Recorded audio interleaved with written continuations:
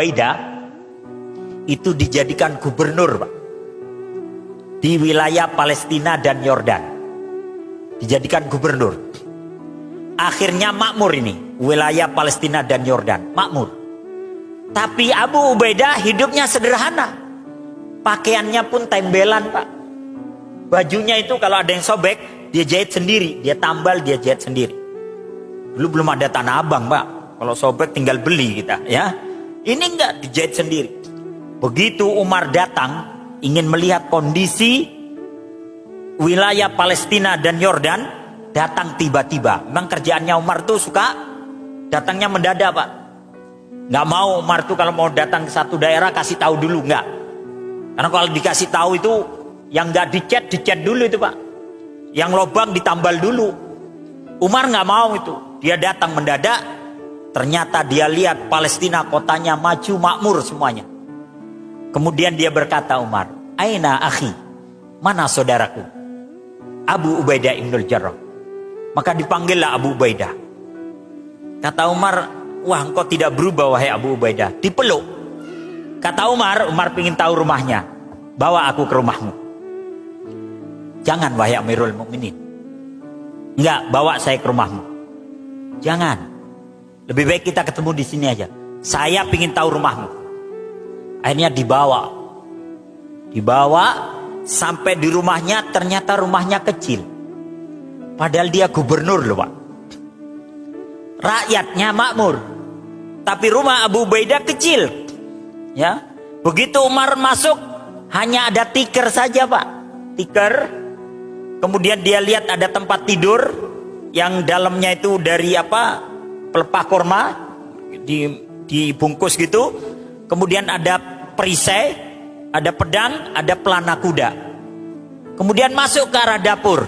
Hanya ada tungku yang terbuat dari tanah itu dan beberapa alat masak. Umar nangis itu, Pak. Nangis itu Umar. Kata Umar, engkau ini gubernur dan kau itu jenderal, kalau bahasa kita itu panglima tinggi loh. Kamu itu jenderal, kamu gubernur. Halla ta'khud ma yanfa'uka. Kenapa engkau tidak mengambil hakmu yang itu akan bermanfaat untuk engkau dan keluargamu? Apa kata Abu Ubaidah ibnul Jarrah? Sata'siru ainaka ya Amirul Mukminin. Aku sudah melarangmu untuk datang ke rumahku. Karena kalau engkau datang, kau pasti akan memeras air matamu. Ibarat handuk tuh kalau diperas netes, Pak. Ya, engkau pasti akan memeras air matamu. Dan ini aku lihat kau memeras air matamu, wahai Amirul Mukminin. Iya, kenapa engkau tidak mengambil bagianmu? Engkau panglima perang dan engkau seorang gubernur. Apa kata dia? Wahai Amirul Mukminin, kondisi kehidupan seperti inilah yang aku sayangi. Aku merasa nyaman dan tentram dengan kondisi seperti ini. Dan supaya hisabku nanti tidak terlalu lama. Dihitungnya supaya tidak terlalu lama. Nangis itu Umar, Pak. Nangis itu Umar mendengar jawaban itu. Dipeluk oleh Umar. Dipeluk oleh Umar. Begitu dipeluk, apa kata Umar? Ghayyaratna dunya illa anta ya Aba Ubaidah. Dunia ini telah merubah banyak orang. Kecuali engkau, wahai Abu Ubaidah. Engkau tetap Abu Ubaidah yang saya kenal di Madinah. Dipeluk oleh Umar. Malah kemudian Umar bertanya, bagaimana kondisi kalian? Bagaimana kondisi pemimpin kalian? Apa jawab orang-orang Palestina dan Yordan? Pemimpin kami, gubernur kami, Amirul Umara. Dia adalah pemimpin di atas pemimpin. Begitu mereka memuji, Pak. Ya. Ini Abu Ubaidah ibnul Jarrah. Maka akhirnya Umar pulang dengan air mata itu terus mengalir, Pak. Sampai di Madinah beberapa tahun kemudian Umar mendapatkan kabar bahwa Abu Ubaidah ibnul Jarrah sakit dan kemudian dia meninggal dunia dalam keadaan hidup yang sederhana. Dan kemudian dia dikubur di wilayah Yordan. Maka mendengar itu Umar menangis. Setelah Umar menangis, dia kumpulkan semua sahabatnya. Kata Umar, berdoalah kalian untuk Abu Ubaidah ibnul Jarrah. Kemudian setelah sejenak mereka terdiam, maka Umar kemudian bertanya kepada orang-orang yang hadir di rumahnya. Kata Umar, tamannau, bermimpilah kalian, ucapkanlah apa yang menjadi harapan kalian.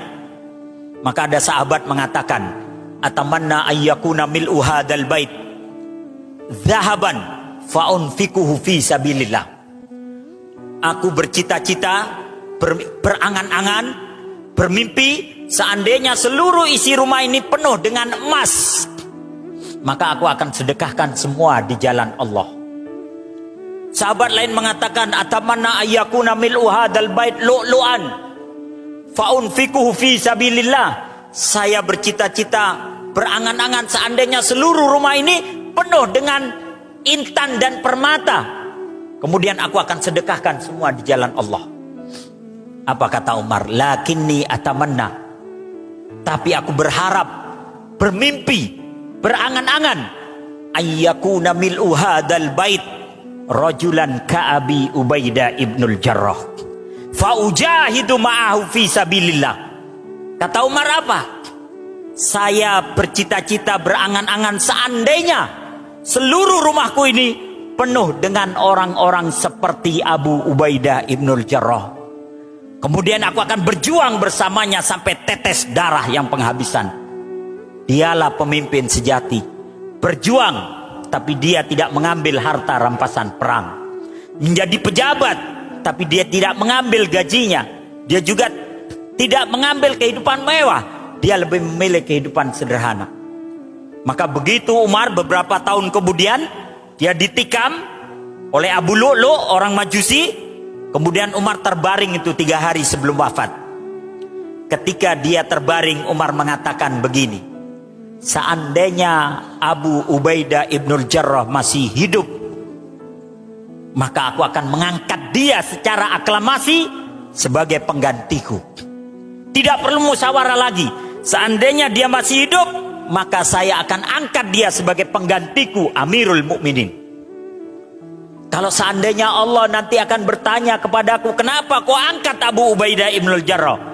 Maka aku akan menjawab di hadapan Allah bahwa Rasulmu pernah berkata, wa aminu hadhil ummah Abu Ubaidah ibnul Jarrah. Orang yang paling bisa dipercaya pada umat ini adalah Abu Ubaidah ibnul Jarrah. Maka itu jawaban yang akan aku sampaikan di hadapan Allah. Tapi sayang, Abu Ubaidah telah mendahului kita. Inilah kisah seorang sahabat yang dia jenderal, pejabat, mampu untuk hidup mewah, tapi dia memilih kehidupan yang sangat-sangat sederhana. Bukan berarti dia miskin. Kalau miskin itu kondisi hidup, tapi kesederhanaan adalah pilihan hidup, gaya hidup. Dan itulah dilakukan oleh pejabat-pejabat yang ada pada masa Umar ibnul Khattab. Dan Umar tidak salah dalam memilih para pejabatnya. Inilah kisah dari Rijalun Haular Rasul.